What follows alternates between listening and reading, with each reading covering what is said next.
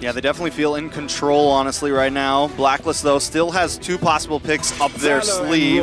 In a dead body. I love that. I love that so much. Yep. They ban out the Leomord, the respect to Fireflux, the respect to TNZ right there. Because honestly, yeah, they're trading out the Tigreal for the Minotaur, but it is still very similar to what they brought last game. And we're seeing the Akai get banned out here. Remember, both sides don't have a jungler. So really, Basha. it's about digging deep into your pockets. We're expecting the Boxia to eventually get banned. Maybe even the Fredrin? Nah, probably Boxia, right? They're both lacking junglers. So now it's up to Master the Basics if he's going to get on this train, if he's going to play hardball with Coach Bad Gal Seth. Because look, if this is not a jungler ban, if they're just really afraid of the Leomord specifically from TNZ, then when they clap back, Bad Gal Seth, Fireflux will get the better jungler, whether it be whichever's left out, the Fredrin or the Baksha. Because those are the only ones left. I think you got to leave them both open, right? I feel like at this point, Master Basics has to, like, because if he bans one, then yeah, you're right. He loses out both. Yeah. There's not a lot of good options here. And I mean, it's difficult to play an assassin from this position as well, right? Based on the first 3 picks, if you're thinking of the side Blacklist International, and ooh, Fredrin brand. He might know. He might know that this is the Maybe he's got a Baksha, plan. and then willing to trade for it. Well, what else is out there? What other junglers does Sensui have?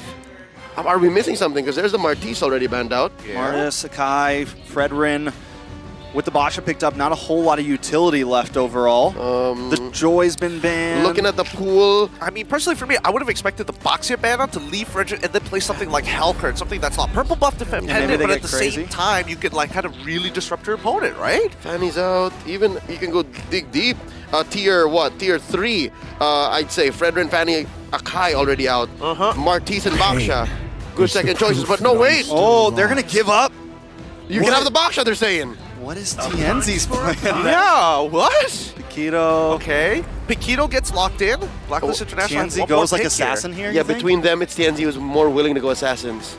I mean, it's definitely a lot more possible for him. I would agree. Like, look at how squishy the majority of the targets are. And as much as like Rafael has some great healing, if you have enough of a snowball, if you have the stats, you can pretty much one-shot a good majority of the members, right? The 2 core ones from UA and as well as Oheb. I'm thinking something really spicy here, honestly. I'm thinking TNZ's about to get real crazy.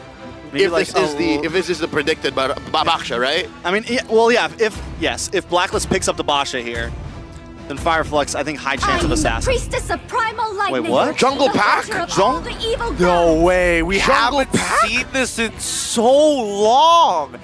The Jungle Paquito. I mean, big level 4 spike, right? Probably one of the hardest hitters right at level 4, even level 3. Level 2. Yeah, I mean, yeah, you're right. All through. Big opportunity, especially if they want to try to put pressure on Rosa here. Like, if that's the plan, we come into the mid lane quickly, try to maybe even get a kill on a Rosa before the black shoes happen. But definitely risky. Tons of movement from the whole team. So a lot of opportunities to try to dodge the Minoan's Fury. Oh, yes. Yes. There it is. Yes. So is this first Hellcurt, right?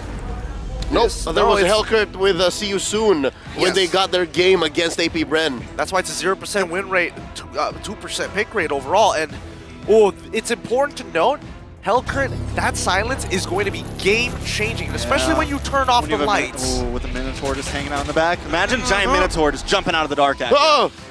That's a big turn. So with that said, again, the numbers will not support Fireflux, given how it's in execution. It's in how it changes the dynamics of Blacklist lineup, their opponents, that allows for them to get the big dubs. With that said, Blacks International, I think if they wanted to go fast, if ever they were going to go fast, it was with a lineup like this. So already, they're off to a great start, but Bull's still in Fireflux's court, man. Momentum's with them. All right. Let's see how much momentum is going to carry them over that finish line as we are contested for both sides. 1-1 is the current game score as we jump into the land of dawn for game number 3. If you're just tuning in, welcome. It's going to be Blacklist International on the blue side up against Flux Esports on the red side. All right, so Blacklist wants to go fast, right? They want to hit the zoom. On the other hand, I feel like Fireflux, like they always try to do, they need to try to slow them down here. They have the Minotaur, similar to the Tigreal. They have something that can kind of delay any type of oppression or aggression that Blacklist maybe wants to bring in these first few minutes. Yeah, I think the perfect term for Fireflux's winning image is the tempo break, the clutch, the turn. Because as soon as Blacklist tries to get into position, try to set up the burst, try to set up the CC with Edward and of course Renegay's offensive Holy Baptism, Fireflux just presses the button, right? Let's turn it dark, let's heal up,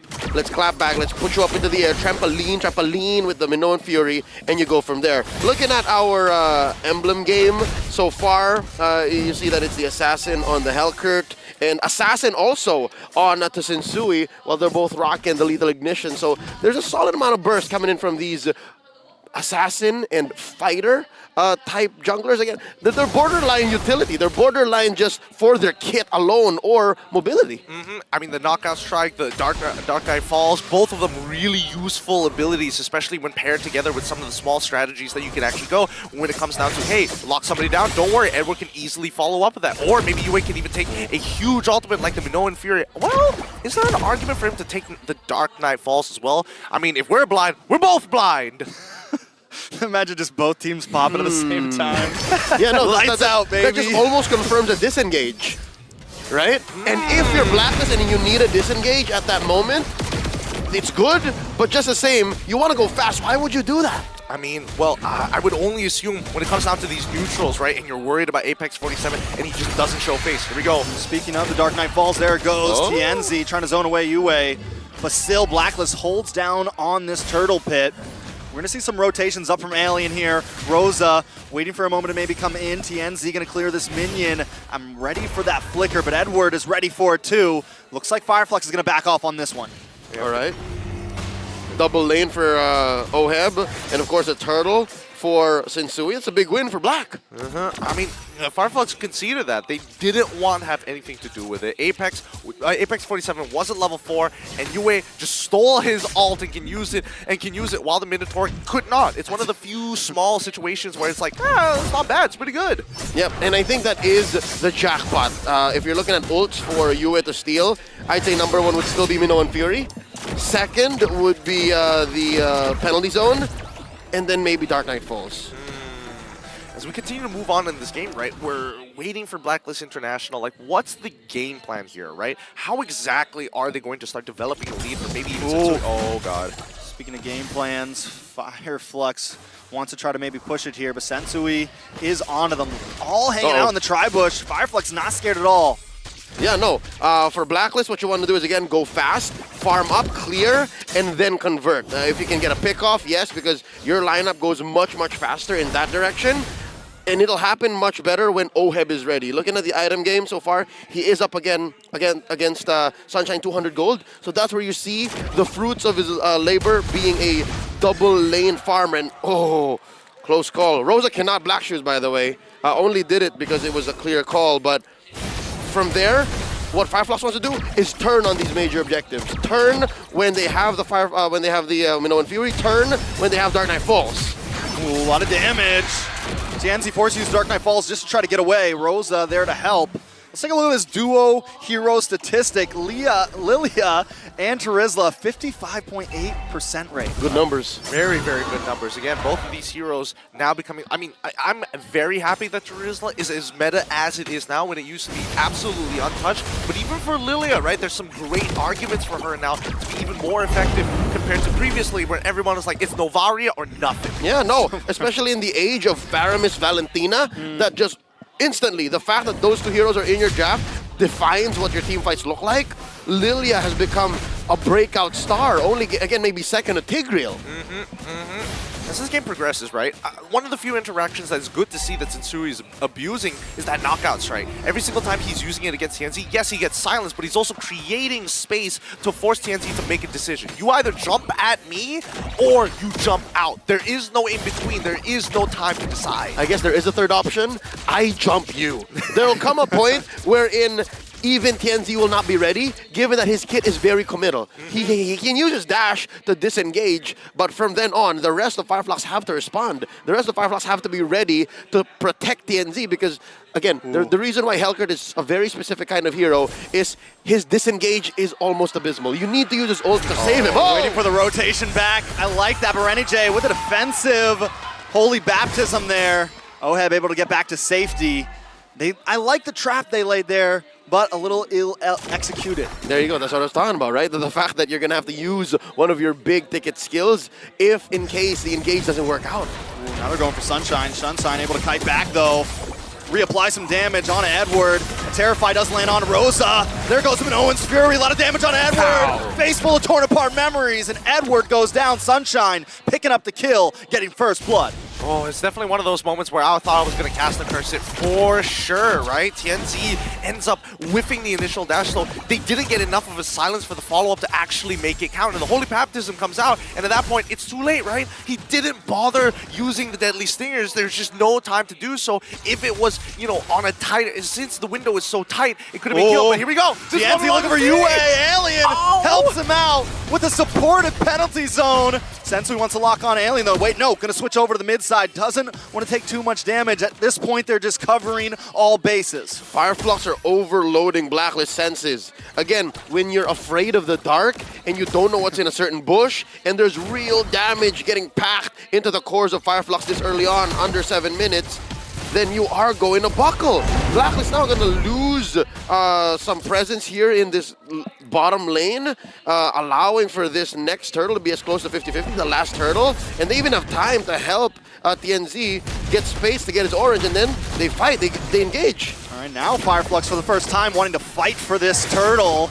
All 5 members hanging out in the pit. Let's rumble. Blacklist wants to try to take it too. Edward holding the front side, looking for the knockup, but the penalty zone comes to the backside. Dark Knight falls. UA pops up an Owen's Fury of his own, though, but Apex 47 is here to help. Sensui still able to secure the turtle. Sensui looking for more. Apex goes down. Edward able to find him a Sunshine. Unloading. Alien goes down. Right now it's a 2-4-3. Fireflux loses the turtle, but takes 1 extra member. What a fight from both sides. Great target priority for the side of Blacklist International. And you could see that Sensui was so close to maybe achieving a triple kill there for himself, getting so deep in the sauce there. But you got to give it to Sunshine. His targets to stun, to stop combinations, perfect once he knew that Renegade was down, to not give him that extra bit of movement speed to close the distance afterwards. That's situational awareness. Even as a Brody who wants to get max stacks on as many opponents as possible and then pressing the button on the ult, it's so easy to actually get blinded by that fact. But the truth is, once Fireflux gets in a position and you actually time out Blacklist's window of opportunity to burst down the key sources for Fireflux's follow-through, then you're good. Again, that's the key here. Fireflux needs follow-through. That combo between the Dark Knight Falls and the Minoan Fury is so good, but if there's no follow-through, Blacklist will win, and that's why it was a trade. That could have been a clean 3 for none, 2 for none for either side, but that just shows they both know what each other's packing. It's a matter of respect. When somebody sizes you up like that, especially when they have that much heat against them, it's dangerous. And especially, this is an elimination match, right? This is an elimination series, as a matter of fact. And this is something I was a little worried about from Fireflux. I was worried that they'd be a little too scared to size back. It's something that I felt kind of happened to them during Deus Vault, but now, even if they're a little below, even if the gold lead isn't in their favor, they're willing to hang out in the fight, hang out in the ring, and try to throw those punches to come out on top. And if you're playing against a team like Deus Vault, you pick up a few things. Deus Vault was responsible for 2 of the longest games in the group stage, so you know how patient they are. And with a lineup like this, Fireflux, they have to be very patient, and they have to time out even the Hitman's mobility, even the Hitman's vision. So right now we're back to the same situation as Game 2. They're overloading the Hitman's vision, even if it's very good, the way he's able to check pushes. Here we Dark go. Knight falls. Apex 47 on to Sensui. Sensui takes the Lord. What a steal. The Fireflux aren't done just yet. UA able to take down A47. TNZ finds Edward. Alien on the run. A final shot on Rosa, and Sunshine goes down. Sensui wants more. UA still hungry. Is it a full team wipe? Rosa the last one standing. He's got to try to get out of here. Oheb doesn't want to let it happen. A couple more shots and down. Blacklist come out on top. What a wipeout here. We were looking for the commitment. We were looking for the whole for Fireflux Esports so that Blacklist International can pull this in their favor as the agents go wild. A 4K lead in their pocket. Let's see how much damage they can apply to Fireflux. They didn't see that coming. Was that the first time we actually saw Yue with a stolen Dark Knight Falls? Yes. It was perfect given that, again, we're talking about how Fireflux's lineup needs the follow-through, needs the follow-up, needs to know after this combo, after Apex and Tienzi put in their ult, we do so-and-so. They forgot the Blacklist can do that too with Yue's Valentina. So now they said, Oheb, hold on to the Blazing Duet, hold on to your kit. You do it when we're ready. And they did. Sensui let out everything, knockout punch and all. And then the right clicks, which is the difference between the Brody and the Claude. The reason why Claude is such a commodity right now is even after the ult, you deal much more damage than the Brody in a DOT situation. I'm not gonna lie, when I saw Yue use that Dark Knight Falls, I thought it was gonna be a disengage. I thought it was like, okay, Yep. Sensui, you stole the Lord, let's We're get out out. of here. But no, it was like, let's do this. Stick around and find out. Yep. It's definitely one of those great moments, but it's also showing the evolution of Blacklist International. Series in M3 with Alien coming in from Bedell. Edward coming in with Blacklist winning the thing eventually. You're right though, I have to agree that maybe there's still a little bit of an X factor coming in from these two young athletes. All right, back into the game now. 5K gold lead. Blacklist just took a huge swing with that last fight. Fireflux, it kind of felt like they had a little bit of control over the game, but now that control is thrown to the wind. And with a 5K lead like that, the question is whether they can find the 2X. And I mean, so far the damage is good, right? Blacklist International are finally in a position of power, a position that is very advantageous considering that Oheb has his core items in comparison to Sunshine, 2 levels down, in a matter of fact. And let's just double check with the damage dealt. Rosa, still on top. Just, okay. But it's okay because you have Rafaela. As soon as you try and clear those shadow energies and you try and check how far and how deep Rosa can go, as well as Sunshine, you can top up and then come through. Again, the photo meta is still real. The fact that they nerfed the item doesn't mean it's out. You're still very good and you're still always combat ready compared to Fireflux, who's playing with their greens so often. But by that I mean they're playing with their ults. Again, between a lineup that can rely on their right clicks and their skills 1 and 2 compared to a lineup that needs their ults, if you have better engagement, better positioning, then the Prior will win. Exactly. And more so, if we really look at Blacklist International's composition, they don't have any necessary ways to poke out their opponent, right? And I think that's the important thing. That's why Blacklist International are sticking so close together, right? They can top up really quickly, but the same can be applied for Fireflux Esports. Yes, they can poke with Rosa, but there's the top up from Blacklist International. And if any one of the members is missing from the side of Fireflux Esports, the whole composition starts to crumble. All right, here we go. Oh. Edward is going to lock onto Tienzi there, do a little bit of damage with the stingers. Sensui going to hang out by this Lord right now. Alien also maybe going to have to go back up to that top lane to clear those minions. It's a little bit too much. Blacklist know it. They're going to try to take this. I think Fireflux's only opportunity. Try to pop a nice Dark Knight Falls. Try to get a Lord Steal. Try to get the hell out of there. Sensui knows it though, along with the rest of the team. Yue gets terrified to Rosa. Rosa tries to re-engage. Wait a second, Minoan's Fury comes down. Dark Knight Fall drops. Tienzi goes in. He gets the steal. Try to run away, but you just can't today.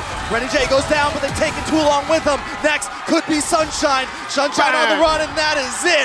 Alien along with Rosa make it just Alien. He's all alone, and Sensui's gonna be the last one to punch in the final blow, the knockout strike. All he's gotta do is land one more, but Alien survives. They've got a Lord on their side. Fireflux may survive. What a steal from Tienzi, but what a dive coming in from Blacklist International. That's what we wanted to see, a full synchronized backline jump, and it worked out. They poked out Apex, and now they're going to get an inhibitor. Make that 2. Down bottom, Oheb is also working on it. Top lane 2, wow, the defensive penalty zone.